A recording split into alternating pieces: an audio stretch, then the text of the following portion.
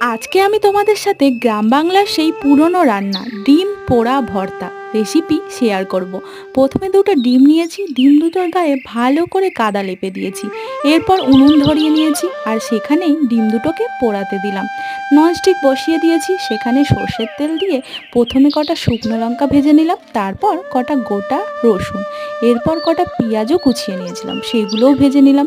মাঝখানে একটা টমেটোও পুড়িয়ে নিয়েছিলাম। তারপর ডিম দুটোকে তুলে নিলাম, কিন্তু একটা ডিম দুর্ভাগ্যবশত ফেটে গেছে। তবুও ডিমটাকে ভালো করে ধুয়ে ছাড়িয়ে নিয়েছিলাম, আর এখানে যেটা গোটা ছিল সেটাকেও ছাড়িয়ে নিলাম।